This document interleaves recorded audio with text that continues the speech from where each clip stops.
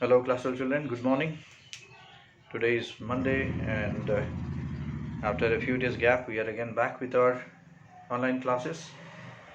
As per your routine, today you have your English literature to continue, and to go back to our textbook, The Tempest.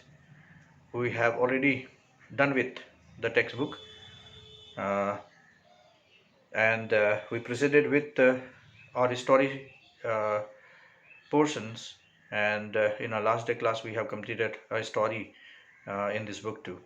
That was the story of an hour. I have also provided you the note to it. Hope you have copied the note in your story exercise note. Uh, Today we'll continue with the same textbook echoes, where we'll see a new story and try to understand what the author has brought for us. Uh, to come back to the content of the textbook echoes, now we have only two chapters left in this textbook, right? Uh, they are chapter number 8, The Singing Lesson by Catherine Maspel, and chapter number 9, The Sound Machine by Roald Dahl. These are the two chapters left in our syllabus. One chapter, as we know, has already been omitted by the council in this session. Chapter number 4, To Build a Fire by Jack London. So this is an omitted chapter. So we come to only two stories remained with us, and today also we'll see one of the chapters in the left two, and complete as soon as possible, so that we can move on to the third textbook, poetry from Riveri. We'll see whatever poems are left there, right? So today we'll see an interesting chapter uh, to complete uh, one more chapter in this textbook. So today's chapter is indeed uh, discussing the moment of the school, where how the school children are, and you all know that when the teachers do come in to take your classes in the classroom, uh, they do come inside with lots of mood varieties. You might have noticed sometimes the teachers uh, are very joyful, and sometimes the teacher's mood is off, and sometimes the teacher do get into the classroom very angrily. So there are different kinds of moods that you will see in the teacher when they do get into your classroom, right? Similar is the story that the author is going to discuss in this new chapter, right? So it is a very beautiful okay chapter written by one of the famous authors of the world. So we'll take up today concerning to that chapter. So let's see. So the chapter is The Singing Lesson, written by Catherine Maspel. So first of all, let us see uh, the brief uh, writer's introduction as given to us in your textbook. So let us go through it once. So see, Catherine Maspel. The great author Catherine Maspel Murray. Murray is the title that she got after she got married, right? Catherine Maspel was born on 14th October in the year 1888 in Wellington, New Zealand, right? And she died on 9th January in the year 1923. Okay, she died in France. So see, uh, when she was born, she was Catherine Maspel, right? In the year 1913, when she was 25 years old, she got married, right, to John Middleton Murray, who was a very famous critic, right? So after she got married to John Middleton Murray, she began to be called as Catherine Maxwell Murray, right? So she, at the age of 9, she left New Zealand and went to United Kingdom, right? And there she lived her life for a long time. Uh, Also did her schoolings there, and she became a friend to modernist writers of those days, like D.S. Lawrence and Virginia Woolf, right? But in the year 1917, when the world was experiencing the First World War, she was diagnosed with the pulmonary, uh, uh, extrapulmonary tuberculosis, and this is what led to her death in the 1923 when she was just 34 years old, right? So had she been gifted with more of her living life, she would have given us or given to the world much more beautiful creations of hers. But it is a very sad part to know that she died at a very young age, at the age of 34, right? And see, Catherine Maspell revolutionized the 20th century English short story, right? That was a gift. Now you see, her best work shares itself free of plots and endings and gives the story for the first time the expansiveness of the interior life, the poetry of feeling, the blurred edges of personality. So, what Catherine Maspell is remembered for is her, I mean, uh, she has known life to the details, and much of her creations do talk about the life sketches of the people, right? That she is remembered for, right? Then she's taught worldwide because of her historical importance, but also because her prose offers lessons in entering ordinary lives that are still vivid and strong, right? And as I told you that she's very much good at writing about the common people's life very vividly and strongly, right? And our fiction retains its relevance through its open endedness, its ability to raise discomforting questions about identity, belonging, and desire, right? So that is what is talked about Catherine Maspell. And the very particular chapter, the singing lesson, which is a story in the collection of the garden party and other stories by Catherine Maspell, right? That was published 1 year ago of her death in the year 1922, right? And whatever publications are there of Catherine Maspell's, they have been published by her husband after Catherine Maspell died, right? So see, so in this story we hear the themes of despair, sadness, reliance, appearance, desperation, and happiness, right, which are explored in the character of the protagonist in the story, The Singing Lesson. So that is talked in this story, The Singing Lesson by Catherine Maspell. So hope you will understand this story. It is a simple story and interesting story to know, right? So after the introduction of the authoress, Catherine Maspell, let us now move on to the story, right? So the story, The Singing Lesson by Catherine Maspell Murray, right? As we discussed that the theme of this story is despair, desperation, and happiness. This is what is discussed in this story, like the singing lesson, right? The main character, the protagonist of this story, is Miss Meadows, right? Who is a music teacher in a girls' school, right? So the story is about her, Miss Meadows, right? And a changing mood, right? And what is the cause of the change in a mood is discussed in this story, right? So let us now begin the singing lesson by Catherine Maspell. The story goes like this, see. With despair, cold, sharp despair, buried deep in her heart like a wicked knife, Miss Meadows, in cap and gown and carrying a little baton, trod the cold corridors that led to the music hall. Right now, see.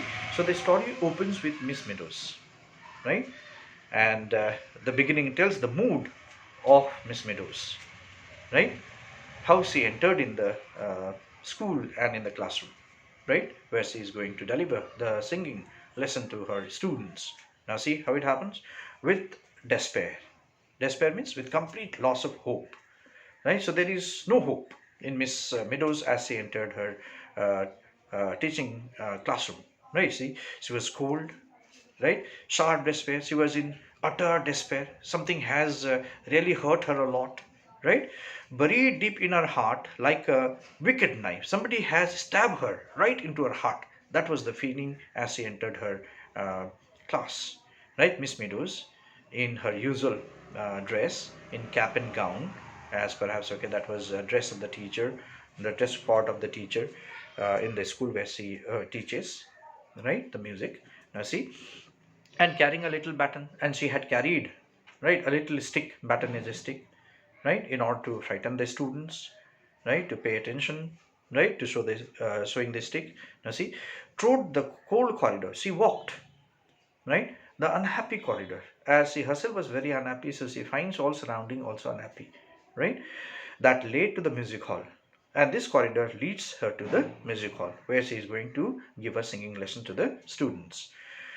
Girls of all ages, rosy from the air, and girls of all ages are rosy. Rosy here means they are full of excitement because they are going to take a singing lesson, right, uh, in the class. Now see, from the air, and bubbling over with that gleeful excitement, and all are chit chatting with that joyful atmosphere, right, making themselves very happy, right. That comes from running to the school on a fine autumn morning. So it was the autumn morning, right, and you can hear uh, the commotions, you can hear the noise coming from all ends, right, in this girls' school, right. Then see, hurried, skipped, fluttered by. So these girls are all moving here and there, right.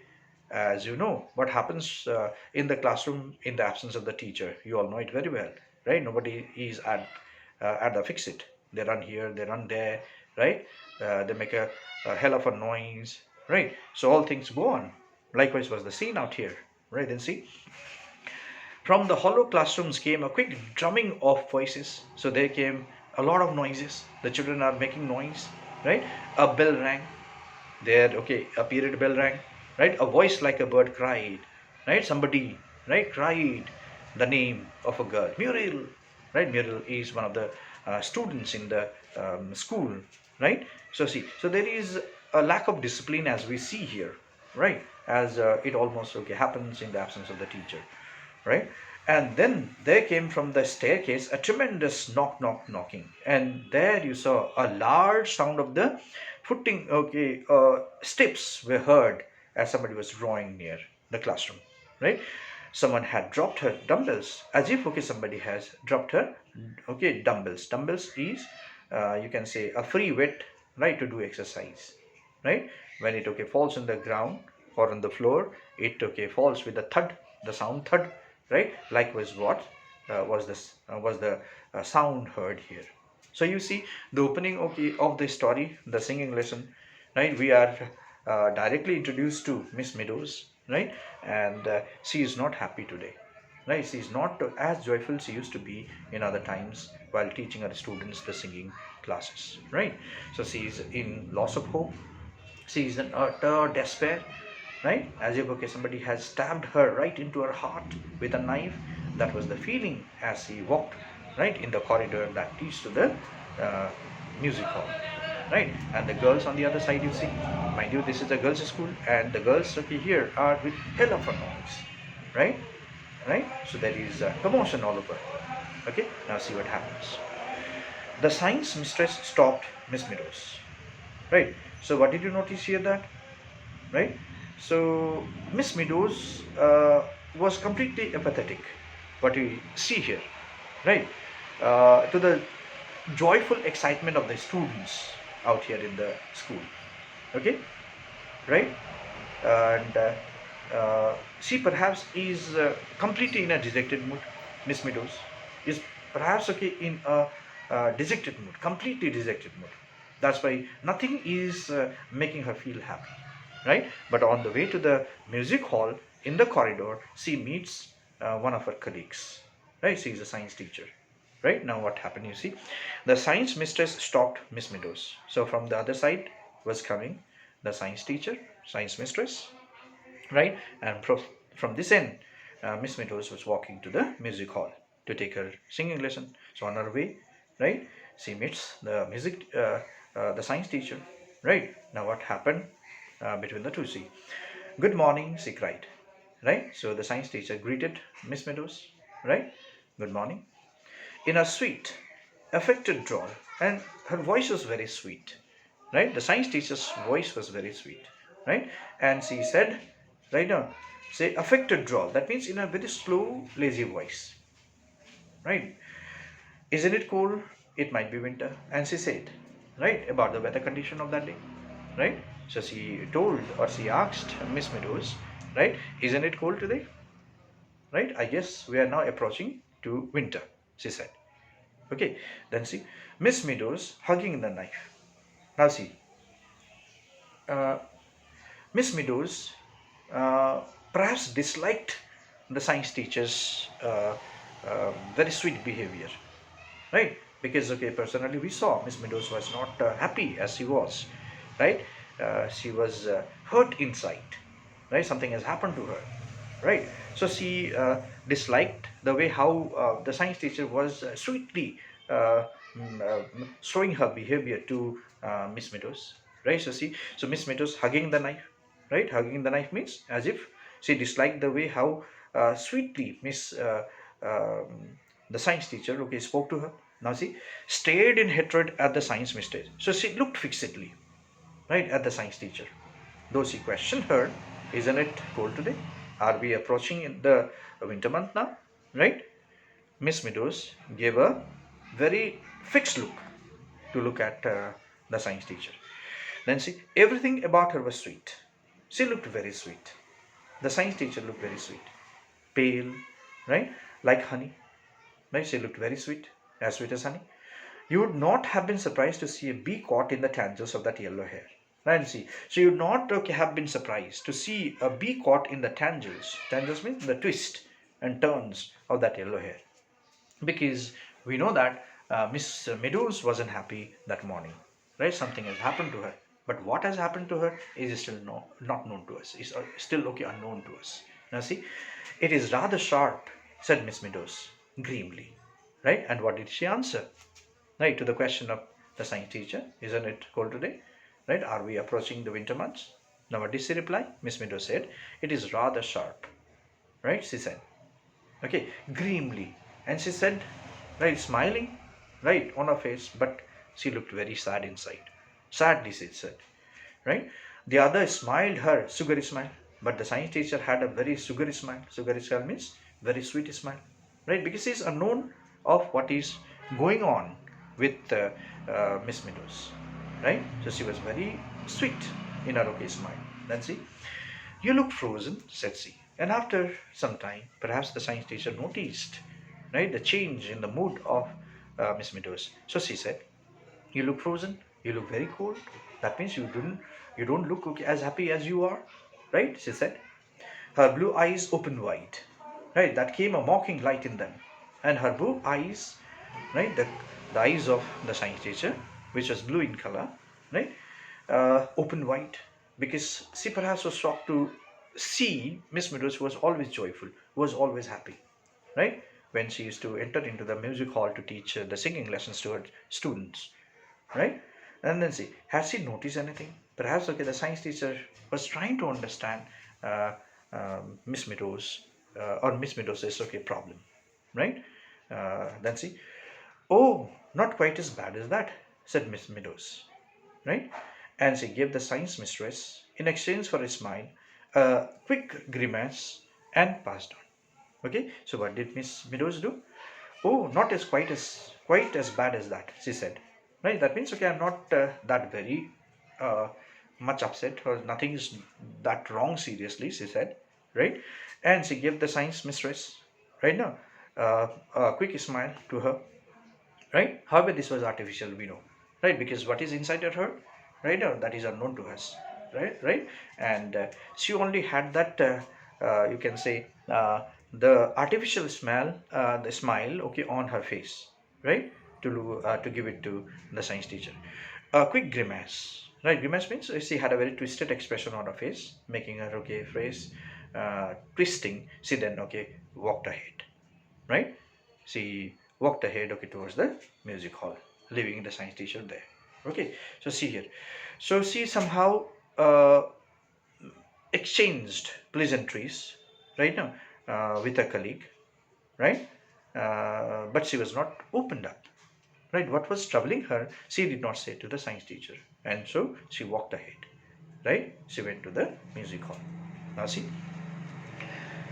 forms 4, 5 and 6 were assembled in the music hall. So forms, right? In England, we either call the class grade or forms, right? Likewise, the students of the classes, right, 4, 5 and 6, they were all waiting, right, for their music lessons to be taught. So they were all waiting in the hall, in the music hall, right? The girls of classes 4, 5 and 6. Okay, so see, the noise was deafening, right now. So before the entrance of the teacher, I already said how is the atmosphere of the classroom, right? Okay, so the noise was deafening, right? That means, okay, it was hell of noise inside. And after all, they were all girls, right? So they were shouting, yelling. Okay, on the platform by the piano stood Mary Beasley, Miss Meadows' favorite, who played accompaniments. Now see, okay, so on the platform, the raised, you can say stage-like, right? There was kept the piano, the music, the musical instrument on which, okay, they play and sing the lessons, right? There stood a child, a pupil named Mary Beasley, right? And she was Miss Meadows' favorite child, favorite pupil, right, who played accompaniments, right? And she's the girl, right now, who um, uh, stands or sits near, okay, Miss Meadows, and she gives the lead to the other girls who take lessons, right? So whatever Miss Meadows, okay, say, right, whatever Miss Meadows, okay, says, right, it is Miss Mary, okay, Bisley who relates, right, it to the other students, okay, right? So see here, she was turning the music stool. So she was arranging the music, okay, stool, right? Perhaps she was placing the stool near to the piano because she is now going to play it. Okay, then see. When she saw Miss Meadows, she gave a loud warning, shh, girls, right? Now, when Miss Meadows entered the music hall, right, it was Mary Beasley who first saw the entrance of the teacher, right? And she gave a warning, right, an alarm to the other students, right now, putting her, okay, index finger right now to her lips, right now, telling all the girls, right, to, that means to remain silent, right? The teacher has entered in the room.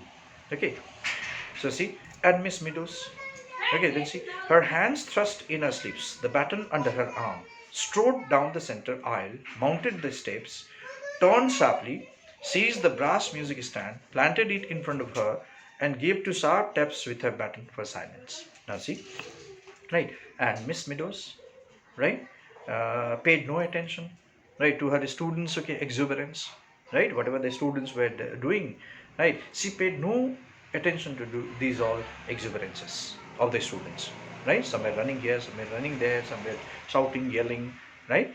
But Mary Beasley, the favorite of Miss Meadows, she noticed the entrance of Miss Meadows and thereafter tried to silence the atmosphere of the classroom, right? So she entered, right now, with her hands thrust in her sleeves, okay, the stick was kept under her arms, right? She walked, strode down, walked, right, the center aisle, right? Aisle is passage in between the two rows of the seats, right? So mounted and she climbed up, right, the steps to the platform, right, turned then sharply towards the students, right? She wasn't, okay, in a mood, right, in a happy mood, right? Seized the brass music stand. She caught hold of the brass music stand on which is kept the singing book, right? Planted it in front of her. She placed it in front of her, right? And gave two sharp taps, right? Taps means knock, with the help of that button, with the help of the stick on the stand, right? With the button for, okay, silencing the students, right? So most of the teachers do this, and generally the lower class, okay, teachers, uh, they try to okay, make silence the students, the noisy students, in that way, by tapping the stick on the decks, right, alerting all that they should now keep a pin drop silence, right? That was the alarm, right? And here Miss Meadows also applied to her students. Now see, silence please, immediately, right, she said, right? So with the tapping of the stick on the table, right, she also verbally said, right, silence please, immediately, at once, keep all silent, right, as she said, right? Uh, so perhaps she sensed her students' irritation, right? And then she, okay, uh, um, verbally had to announce to the students to keep themselves silent, right? And see, and looking at nobody, and she looked at no one. Okay, her glance swept over that sea of colored flannel blouses, right? Flannel means, okay, here the look, right? Blouses, right?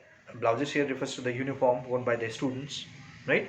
With bobbing pink faces, all tiny, tiny girls, because they are all the girls of class 4, 5, and 6, right? And hands, quivering butterfly hair bows, right? Quivering means shaking, right? Butterfly, okay, hair bows that they had put on, and music books outspread with them, right? Because they have come here for the music lessons for that day, right?